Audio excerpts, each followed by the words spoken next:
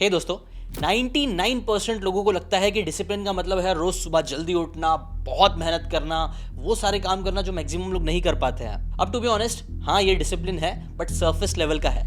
Real discipline सिर्फ 1% लोग समझते हैं, और जो रियल डिसिप्लिन समझता है कई बार वही इंसान होता है जो ये 99% वाली चीज़ों को कर भी पाता है।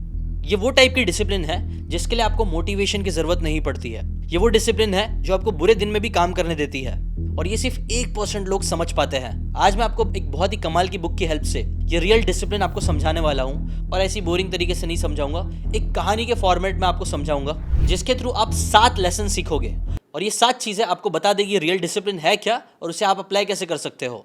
जो आप समझ लोगे तो इस नए साल में आप 99% लोगों से आगे निकल जाओगे। और अगर आप ऐसी बुक की बातें स्टोरी फॉर्मेट में सीखते रहना चाहते हो तो चैनल को सब्सक्राइब कर लेना। और थोड़ा चीज़ों को इंटरेस्टिंग बनाने के लिए मैं चाहता हूँ स्टोरी मैं पूरी बताऊंगा, आप खुद से गेस करना कि वो 7 लेसन कौन से है।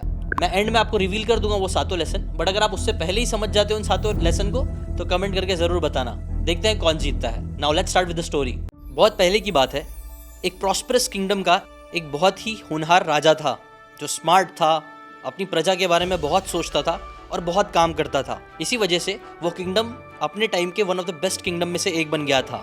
अब इस राजा के ना कई सारे मिनिस्टर्स थे जिनकी हमेशा वो सलाह लेता था कोई भी काम करने के लिए। ये सभी मिनिस्टर्स भी अलग अलग चीज़ों में अच्छे थे। जैसे एक मिनिस्टर बहुत ज़्यादा इंटेलिजेंट था, एक बहुत ही हार्डवर्किंग था, लेकिन इन सब में से एक मिनिस्टर उस राजा का फेवरेट था। उस मिनिस्टर का नाम था दमन। और दमन राजा को इसलिए नहीं पसंद था क्योंकि वो बहुत अच्छे से बात करता था, क्योंकि वो बहुत ज़्यादा काम करता था। उस राजा को दमन इसलिए पसंद था क्योंकि उसके अंदर एक बहुत प्यारी क्वालिटी थी डिसिप्लिन की, जो और किसी में नहीं थी। दमन ऐसा इंसान था जो तब भी काम करता था जब उसे कोई ना देखे। वो छोटी छोटी चीज़ों को भी सीरियसली करता था। राजा दमन के डिसिप्लिन की बहुत तारीफ करता था, जिस वजह से जो दूसरे मिनिस्टर्स थे वो उससे बहुत जलते थे। एक बार क्या हुआ था कि राजा का एक एमरल्ड का जो बहुत कीमती हीरा था वो खो गया था। कई सारे मिनिस्टर्स ने ढूंढने की कोशिश करी, पता लगाने की कोशिश करी कि वो कहाँ गया, बट वो हीरा नहीं मिला। तब भी राजा ने बोला कि मुझे यकीन है कि दमन उसे जरूर ढूंढ निकालेगा। और ये सारी बातें सुन के सभी मिनिस्टर्स काफी गुस्सा थे, चिढ़े हुए थे। एक बार तो उन्होंने राजा से बोल भी दिया कि राजा साहब, हम भी वक्त पे आते हैं, मेहनत करते हैं, काम करते हैं और आपके लिए हमेशा हाजिर रहते हैं, फिर भी आप उसे ही क्यों इतना पसंद करते हो। तब राजा ने मुस्कुरा के कहा था कि वक्त आएगा तो बता दूंगा। ना वक्त ऐसे ही बीतता गया, काम काज चल ही रहा था। अब उस किंगडम में एक बड़े से रोड का प्रोजेक्ट चल रहा था जो ऑलमोस्ट कंप्लीट हो चुका था।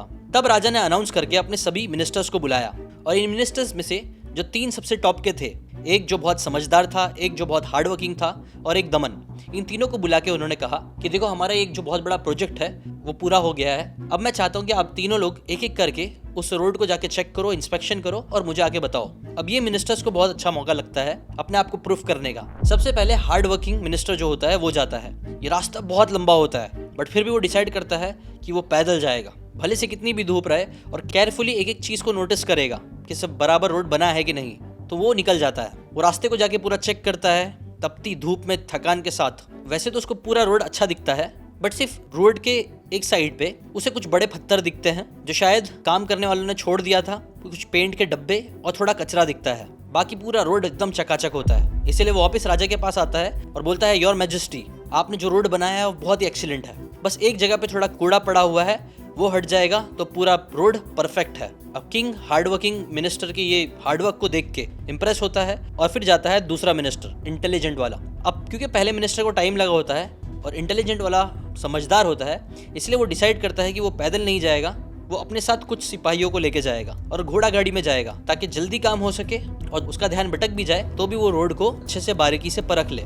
इसलिए वो अपनी घोड़ा गाड़ी के साथ कुछ सिपाहियों के साथ निकल जाता है। वो पूरे रोड के इंस्पेक्शन करता है और उसे एक नहीं 2 ऐसी जगह मिलती है जहाँ कचरा रखा हुआ होता है, कुछ पत्थर रखे होते हैं जो उस रोड की शोभा को खराब कर रहे होते हैं। बाकी बढ़िया होता है। और ये करने के बाद वो थोड़ा खुश सा होता है क्योंकि वो हार्ड वर्किंग से ज़्यादा अच्छा उसने पकड़ लिया होता है। वो आता है, राजा को बताता है कि एक नहीं 2 जगह है जहाँ पे काम की ज़रूरत है, जिसके ऊपर राजा प्रसन्न होते हैं और बोलते हैं कि अरे बहुत अच्छी बात है, तुमने तो 2 जगह पता कर ली। फिर आता है थर्ड मिनिस्टर, दमन की बारी। अब दमन भी वहाँ पे जाता है और वापस आता है, लेकिन उसको वापस आने में बहुत टाइम लग जाता है। दमन भी आके बोलता है, राजा साहब सही है, पूरे रास्ते में सिर्फ 2 जगह ही कचरा है। अब जो इंटेलिजेंट वाला होता है वो हंसता है और बोलता है, देखो मैंने बोला था ना 2 ही जगह कचरा है, बट फिर भी तुमको इतना टाइम क्यों लग गया। राजा भी बोलता है कि हाँ आप दमन, तुमको इतना टाइम क्यों लग गया सेम काम करने में। तब दमन एक्सप्लेन करता है, जब मैं वहाँ जा रहा था तो मुझे भी 2 जगह कचरे की दिखी, तो पहले मैंने पूरा रोड जाके देख लिया, और फिर जब मैंने कंक्लूड किया कि 2 जगह ही कचरे की है, खराब है, मेरी हिम्मत तो नहीं थी, बट फिर भी मैंने पहली जगह जहाँ पे बहुत सारा बड़ा पत्थर था, मैंने खुद उसे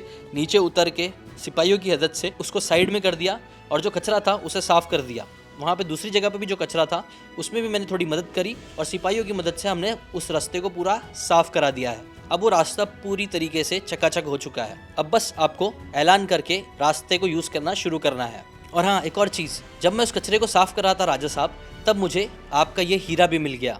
राजा इसको देख के बहुत खुश होता है और उसके बाद वो कुछ बोलता है, बट वो क्या बोलता है उससे पहले मैं आप लोगों के साथ एक बात शेयर करना चाहूँगा दोस्तों, जिसे गौर से सुनना।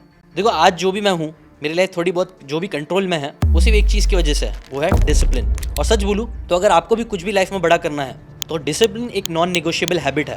बट प्रॉब्लम ये है ना कि ज़्यादातर लोग डिसिप्लिन को सिर्फ मोटिवेशन समझते हैं, 2-3 दिन का जोश और फिर जीरो। इसलिए मुझे रिवाइज का डिसिप्लिन का जो प्रोग्राम है वो काफ़ी इंटरेस्टिंग लगा जब उसने वो बना के डाला, क्योंकि उसका ये जो प्रोग्राम है ना, वो सिर्फ मोटिवेशन नहीं देता है, बल्कि वो डिसिप्लिन का प्रैक्टिकल सिस्टम बताता है। इस प्रोग्राम की स्ट्रॉन्ग बात यह है कि ये आपको daily micro actions, clean routine structure और डिसिप्लिन को ऑटोमेटिक बनाने का फ्रेमवर्क सिखाता है बिना फोर्स किए।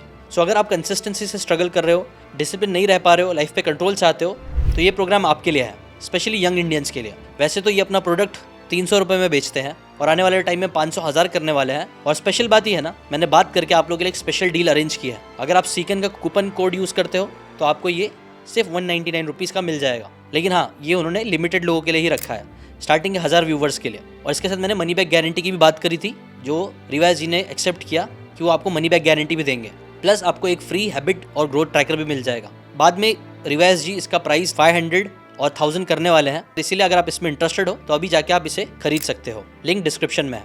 और प्लस एक और बहुत ही स्पेशल बोनस है, जो लोग भी इसको खरीदेंगे वो मैं वीडियो के एंड में बताऊंगा। Now let's come back to the story. जब दमन वापस आया और उसने बताया कि कैसे उसे हीरा मिला, तब राजा ने रिवील किया कि वो हीरा एक्चुअल में उसने खुद रखा था वहाँ पे, और उसको पता था कि दमन ही वो चीज़ करेगा, क्योंकि वो एक्चुअल में एक डिसिप्लिन्ड इंसान है। देखो, दोनों मिनिस्टर्स, पहले वाले मिनिस्टर्स भी गए, उन्होंने प्रॉब्लम को देखा, लेकिन किसी ने भी उसे हैंडल नहीं किया।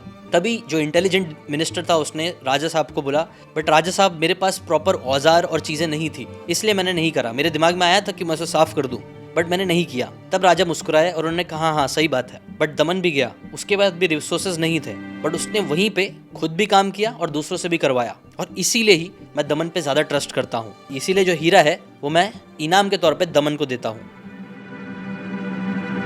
देखो दोस्तों, ये स्टोरी सिर्फ एक रोड के बारे में नहीं है, ये कहानी डिसिप्लिन के 7 इंपॉर्टेंट लेसन सिखाती है। इस बुक के 7 लेसन अब मैं बताता हूँ स्टोरी में कैसे छुपे हुए थे। एक्सट्रीम ओनरशिप, जैसा इस किताब में लिखा हुआ है। देखो, पहले 2 मिनिस्टर ने भी प्रॉब्लम को देखा, बट उन्होंने उसे चेंज नहीं किया। दमन ने उस प्रॉब्लम को खुद का प्रॉब्लम बनाया और उसे चेंज करी। और यहीं से डिसिप्लिन का क्रक्स स्टार्ट होता है, जो 1% लोग करते हैं। वो दूसरों को ब्लेम करने के बजाय, एक्सप्लेन करने के बजाय, चीज़ों को खुद के ऊपर जिम्मेदारी लेकर चीज़ें करते हैं। Second lesson, no bad teams, only bad leaders. पहला वाला अकेले गया था, उसके पास भी रिसोर्सेज थे, बट उसने लोगों को यूज ही नहीं किया। दूसरा मिनिस्टर गया, उसने लोगों को यूज तो किया, लेकिन काम खत्म नहीं किया।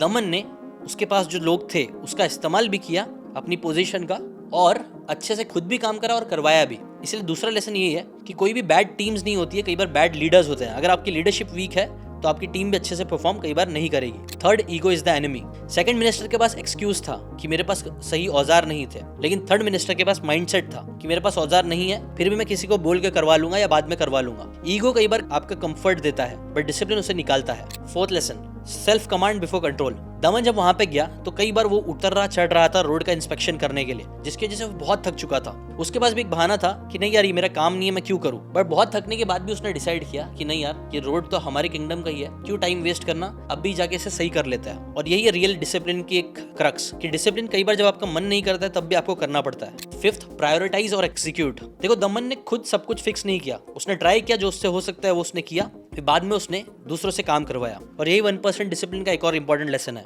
कि जो आपके कंट्रोल में है वो आप करो, जो नहीं कर सकते हो वो दूसरों की हेल्प लेके उसको भी करवाओ। Sixth, own your lane. देखो, राजा ने ये आदेश नहीं दिया था कि आप लोगों को जाके रास्ता साफ करना है, उसने तो सिर्फ बोला था आप लोगों को इंस्पेक्शन करना है। लेकिन दमन ने बिना परमिशन के वेट किए खुद से वो काम कर दिया और ओन करा चीजों को, क्योंकि कई बार डिसिप्लिन का मतलब ये भी होता है एक्टिंग विदाउट सुपरविजन या फिर approval. Seventh, discipline creates freedom. जब उसने ये सारे काम किया तो उस वजह से ही उसे वो हीरा भी मिला, और वो हीरा सिर्फ पैसा नहीं था, वो हीरा एक्चुअल में फ्रीडम था। कई बार जब आप लाइफ में डिसिप्लिन लाते हो ना, तो आपको लगेगा कि मेरा टाइम कम हो रहा है या फिर मैं बंद रहा हूँ, बट एक्चुअल में डिसिप्लिन आपको फ्री करता है, आपको ज़्यादा पैसा देगा, आपको ज़्यादा हेल्थ देगा, आपको अच्छे रिलेशनशिप देगा और आपकी खुशी को भी बढ़ाएगा, ना कि कम करेगा। इसीलिए इस बुक का 7वां लेसन ऑथर ये बोलते हैं कि डिसिप्लिन से आपको फ्रीडम मिलती है। ना देखो, ये थे वो 7 लेसन जो इस कहानी और किताब के थ्रू मैंने आपको बताई। अगर आप चाहते हो कि इन 7 लेसन को आप अपनी लाइफ में अप्लाई कर सको, तो आप लोग के लिए गुड न्यूज़ है। मैं आने वाले संडे लाइव करने वाला हूँ और उसकी रिकॉर्डिंग भी आप लोगों को प्रोवाइड करूंगा। रिकॉर्डिंग कहाँ मिलेगी?